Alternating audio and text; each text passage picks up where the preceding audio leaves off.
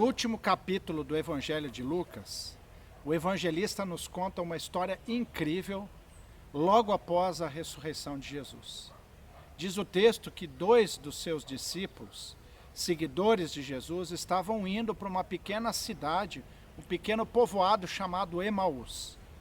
E durante essa caminhada para esse pequeno povoado, esses 2 discípulos ficaram lamentando e olhando para toda a tristeza que estava na volta deles após a morte de Cristo, a morte do seu mestre.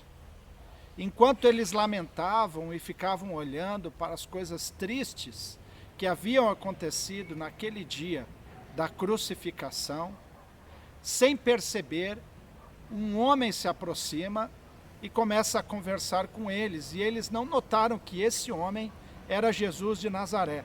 Tal era a tristeza que esses homens estavam.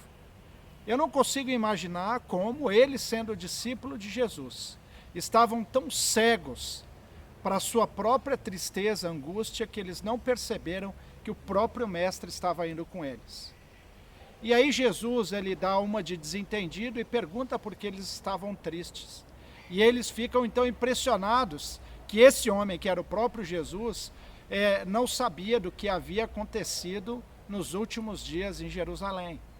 Mas diz o texto que então Jesus passa a explicar e a ensinar a partir de todas as escrituras, desde Gênesis até o final dos livros dos profetas, aonde estava registrado a respeito das promessas e da vinda de Jesus. E quando Jesus expõe as escrituras, eles chegam então ao povoado e eles então convidam Jesus para que ele pudesse participar de uma refeição, e aí eles têm um momento da ceia. E esse momento da ceia é o momento chave para que os seus olhos sejam abertos e eles reconhecem a Jesus de Nazaré. E o texto diz o seguinte: não estava queimando o nosso coração enquanto nos falava no caminho e nos expunha as escrituras? Meu querido e minha querida, essa é uma realidade da qual nós podemos ter a certeza.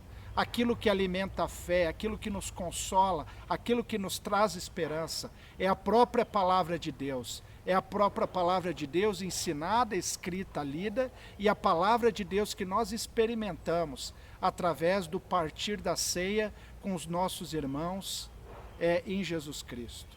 Portanto, eu convido você de que mesmo nesse tempo de tristeza, de luto, de desesperança, nós possamos olhar para a palavra de Deus, permanecermos firmes e certos que ela que nos aponta ao verdadeiro Cristo, ela nos lembra da esperança e da ressurreição do nosso Salvador, e nela contém que a morte não pode deter o Cristo ressurreto. Portanto, a última palavra não é da morte, a última palavra não é da desesperança, a última palavra é de Jesus de Nazaré, e ele diz: eu estou vivo e eu estou convosco.